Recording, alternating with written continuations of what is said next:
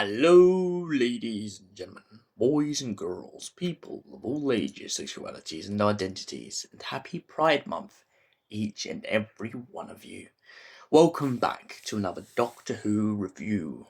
And today's Doctor Who review is Time in Office, a Peter Davison Big Finish story. So without further ado, let's get right into the story. So, Peter Davison's Doctor, after the events of the Five Doctors, escapes the Dark Tower and the Tomb of Rassilon, and goes off on a bunch of adventures. Halfway through a bunch of these adventures, though, of course, the Time Lords finally manage to catch up with him. And when they do, they are very, very cross. Because at the end of the Five Doctors, the Doctor points out the fact that he wants to be in office, but of course he's got other obligations, so until he's ready he won't come back to Gallifrey. They let this slide well up until sometime down the line when his presidency started to come into term. So rather than doing what the Doctor asked and electing another candidate, they drag him through the vortex and pretty much land him on Gallifrey and begin to applaud him and pretty much just kind of push him into the office.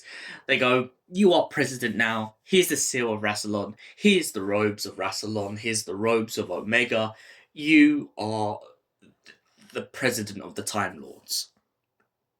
Now, when it comes down to the coronation and everything, the Doctor absolutely refuses to wear any of the gowns and everything, which is kind of an irony when we think about the power of the Doctor. Kind of makes you wonder, what did 6 and 7 do? Flip a coin on him and he had to wear the robes? But we'll get back to that later. So the Doctor decides to play along eventually, knowing that he has no choice in the matter, but he will try his best to find a successor so he doesn't have to stay as president. During his run, he starts to make a bunch of controversial statements, such as the fact that he believes that the elite shouldn't only be the only Time Lords to have an academy, that the academy should be for everyone, no matter rich, poor, wise or old or young. This starts to make a bunch of assassination attempts happen on his life, in which pretty much a bunch of youngsters from the elite kind of try to assassinate him and pretty much wipe him out of being the president. Now, the Doctor, of course, being the Doctor, welcomes all these assassinations with welcome arms. He just kind of lets it slide, and when they go to arrest the young man responsible, he kind of brushes it off his shoulder and pretty much just takes the weapon off the boy and lets him get on with life. Leela is pretty angry, so is a lot of the Time Lords, but of course, the Doctor's not bothered by this. Then the Doctor faces a secondary problem. Minus the assassination, it turns out that because of their strict non-alien laws, which are really stupid on Gallifrey, the Doctor has to come up with a solution to keeping Tegan on Gallifrey. Now, there's only two options for her. She can either marry the Doctor, not a real marriage, of course, but a marriage of convenience just to become a citizen. Pretty much, you might as well say this would have given her a green card, or she can become an ambassador. After failing a test to stay on Gallifrey, she decides to become an Earth ambassador. The Doctor takes advantage of this by basically saying, well, we never know when we will have an alliance with Earth. At least you have Tegan as a kind of stepping stone.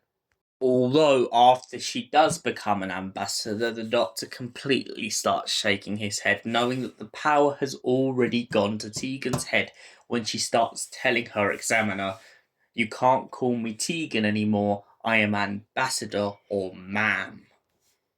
Now, going back to the assassination attempt from earlier, the Doctor then gives back the device that was used to try and kill him to the young man, who just goes ahead and drowns half of the academy in water, causing mass destruction and panic, making the Doctor think by this act of violence from the student and the fact that the Doctor's let him get away with it would pretty much kick him out of office. It doesn't work. It doesn't happen.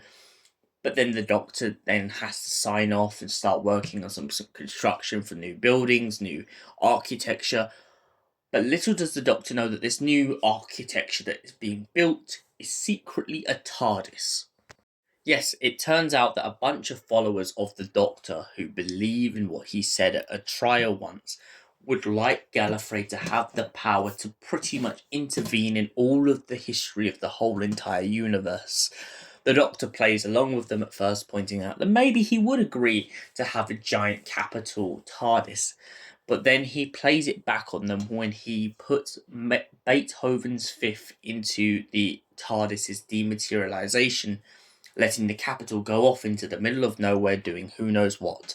When he gets asked by the extremist why he done this, he explains it's because at the end of the day, he has nothing wrong with fighting alongside the oppressed, but the way that Gallifrey works, and the way that its laws work, and the way that it works along with the universe itself, proves that they are not ready to intervene in the matters and affairs of other species. They are too driven on what they believe is right and wrong to be allowed that power.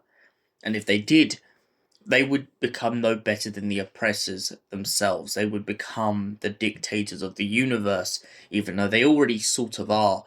But this time they would be on a colossal scale, as they believe that their intervention would make history better or species better. And this is why, in a way, I can understand why the division was made. Because you might as well say that, yes, the division was outside the universe and they do intervene with the universe, but they don't correct history.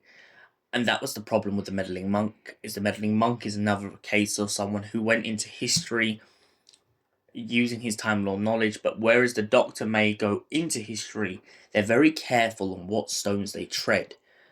The Time Lords themselves can't be allowed too much power because they don't know where to tread. They don't often take in the consequences of their actions. The Doctor and Leela reunite with Tegan, and the Doctor elects a completely new president to take over his place, being his deputy chancellor. He points out that his explanation for him leaving office is going to be that he stole the presidency TARDIS and flew off into the vortex, into who knows what, just for his own means. So, time in office, what did I think of it? Well, I like the story. I like the idea that the Doctor gets dragged back to Gallifrey and pretty much gets dumped into a role that he doesn't like. Especially after the ironic line at the end of the Five Doctors. Well, that's what I did in the whole beginning. Anyway, I like the idea that he has to tell the Time Lords when they're being wrong and what they're doing wrong. I like that he tries to get across to them. Yeah, he's a renegade traveller in all of time and space, but he has his place, he does his thing, and he has his reasons. He doesn't just do it because he can, he does it because it must be done. Tegan and Leela definitely get some really good moments in this. I like that we get to learn about how life has been for Leela since she was left by the Fourth Doctor. I like how we learn that Tegan definitely does take in a lot of knowledge when she does become the ambassador of Gallifrey for the human race, that she's definitely doing her research in order to make sure she kind of fits into what they are expecting of her, but also by trying to find plot holes in their own mythology. I really like how she takes advantage of that. And for that reason, I give Time in Office a solid 9 out of 10. Thank you for watching. We will see you in the next Doctor Who review. Until then, Allons-y, and goodbye, you beautiful Whovians.